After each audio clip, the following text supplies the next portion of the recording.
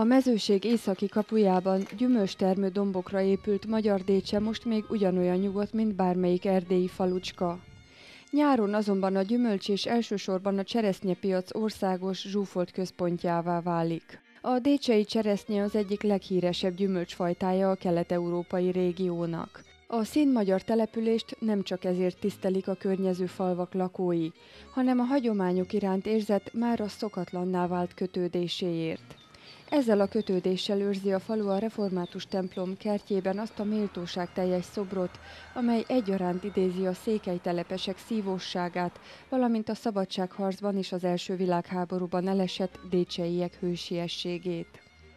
Azért ragaszkodunk nagyon hozzá, mert ez a környéknek is egy nemzet és kultúrértéke. Itt szoktuk rendezni a március 15-i ünnepséget, koszorúzni szoktunk, és most már ez a templom részének ez a sarka is egy ilyen kis emlékhely, egy történelmi emlékhely, amit úgy szeretnünk környezetében is felújítani, amelyben mindig tudjuk bizonyítani, hogy itt bizony ebben a nagy tengerben, a mezőség tengerében, vagy a románság közepette is egy szép kis magyar sziget van, ami megérdemelne egy teljes felújítást, teljes restaurálást.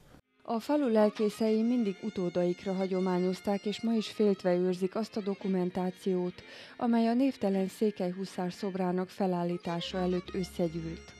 A megsárgult iratokból kiderül, mekkora jelentőséget tulajdonított 1932-ben a frissen kisebbségbe került helyi magyarság egy olyan emlékmű elkészítésének, amely saját történelmét hirdeti.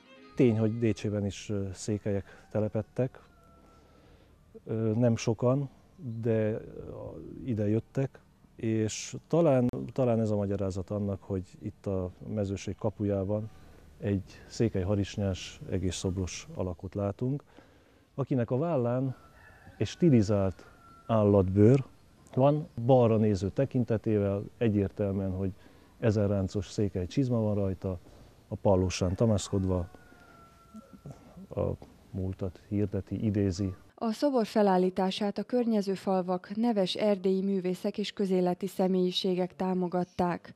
Maga Kós Károly, a kor legnevesebb erdélyi építésze is felajánlotta szolgálatait a közös ügy érdekében. Végül a tanács Tompa József marosvásárhelyi szobrászművészt bízta meg az emlékmű elkészítésével. A megsárgult dokumentumokból áradó korabeli lelkesedés ismeretében a mai décseiek kétségbe esetten vették tudomásul, ha sürgősen nem restaurálják, a székelyhuszár kőszobrát a biztos pusztulás fenyegeti. Ha nem szakember próbálja helyreállítani, akkor ez előbb-utóbb ledőlhet. Tudnék, belül az egész talapzat szamosi kőből van kirakva, és az van becementezve, és hogy veszem észre, a repedéseken keresztül, és mindjárt, ahogy látjuk, a repedésen keresztül befolyuló víz télen megfagy és dobja szét az egész talapzatot. Hát nem tudom, hogy mi történne, leomlana, összeomlana. Magára a szoborra is az enyészet vár, ugyanis a kőalakot 20 évvel ezelőtt szakszerűtlenül enyvel kezelték, aminek következtében súlyosan sérült az állaga. A szakemberek szerint több mint 3600 euróba kerülne az emlékmű restaurálása.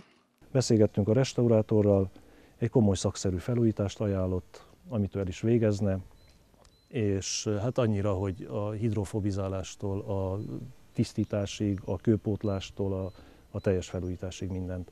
Amiben az árban nincs benne a kőműves munka, amit én szerintem ezt meg lehetne oldani akár helyi mesterekkel is, az ő szakirányítása alatt, mert ebben is besegít. Említem, a falu is hozzásegítene, és besegítene biztos, hiszen itt 80 nevet látunk, a 80 név a 14-es világháborúnak mind a leszármazottai, rokonai élnek, de nem csak ők, hanem itt mi mindnyájan felvállalnunk ezt a bizonyos részét a restaurálásnak, viszont a komoly része az ami nagyon sokba kerül. Még idén a következő tél beállta előtt el kellene kezdeni a restaurálási munkálatokat ahhoz, hogy megmeneküljön a pusztulástól a magyar helytállás eme páratlan mezőségi emlékműve.